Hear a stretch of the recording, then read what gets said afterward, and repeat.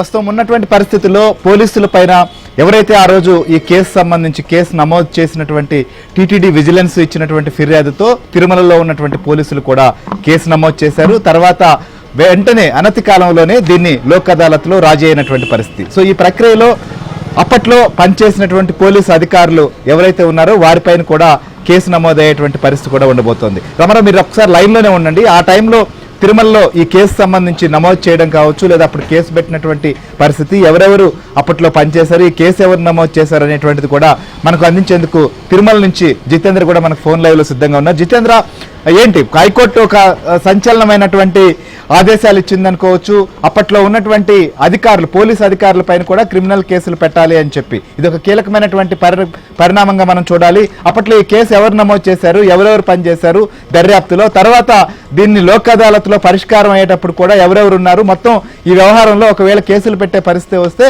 ఎవరెవరు ఇందులో ఉండేటువంటి అవకాశాలు ఉన్నాయి?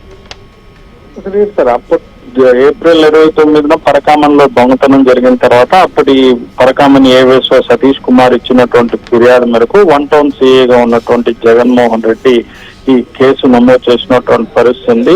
హైకోర్టు ఆదేశాల మేరకు సిఐడి ఈ కేసుకు సంబంధించి విచారణ ప్రారంభించిన తర్వాత అప్పట్లో సిఐగా పనిచేసినటువంటి జగన్మోహన్ రెడ్డితో పాటు ఎస్ఐగా పనిచేసినటువంటి లక్ష్మీరెడ్డి, మరి 2 టౌన్ సిఐగా పనిచేసినటువంటి చంద్రశేఖర్ ని ఇప్పటికే అధికారులు వీఆర్ కూడా పంపించినటువంటి పరిస్థితి ఉంది. వీళ్ళు ముగ్గురిని కూడా పలు దఫాలు సిఐడి కూడా విచారణ చేసినటువంటి పరిస్థితి కూడా ఉంది. ఈ కేసుకు సంబంధించి రాజీ చేసినటువంటి దీనికి సంబంధించిన దీంట్లో వీళ్ళ ప్రమేయం కూడా ఉందని చెప్పి కేసు ఎప్పుడైతే విచారణ ప్రారంభమైందో వెంటనే వీరి ముగ్గురిని కూడా వీఆర్ కూడా పంపించినటువంటి పరిస్థితి ఉంది. అటు తర్వాత కొద్ది రోజుల క్రితం తిరుమల 1 టౌన్ సిఐగా పనిచేస్తున్నటువంటి విజయ్ కుమార్ ని కూడా ఈ కేసుకు సంబంధించి కొన్ని కీలక ఆధారాలను కూడా తారుమారు చేశారన్న అభియోగాలపై అతన్ని కూడా వీఆర్ పంపించినటువంటి పరిస్థితి ఉంది. ఈ నలుగురికి సంబంధించి ఇప్పటికే పలు దఫాలు సిఐడి విచారణ కూడా జరిపినటువంటి పరిస్థితి ఉంది. ఈ కేసుకు సంబంధించి అప్పుడు సిఐగా పనిచేసినటువంటి జగన్మోహన్ రెడ్డితో పాటు 2 టౌన్ సిఐగా పనిచేసినటువంటి చంద్రశేఖర్, అలాగే ఈ కేసుకు సంబంధించి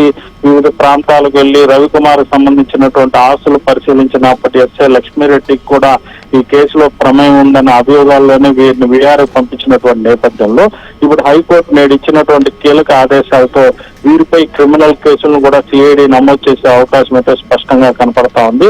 అయితే ఈ కేసుకు సంబంధించి కొన్ని పత్రాలు తారుమారయ్యారన్న అభియోగాలపై కొద్ది రోజుల క్రితం వీఆర్ కు వెళ్ళినటువంటి 1 టౌన్ సిఐ విజయ్ కుమార్ పై కేసు నమోదు చేస్తారా లేదా అన్నది మాత్రం తేలాల్సినటువంటి పరిస్థితి ఉంది.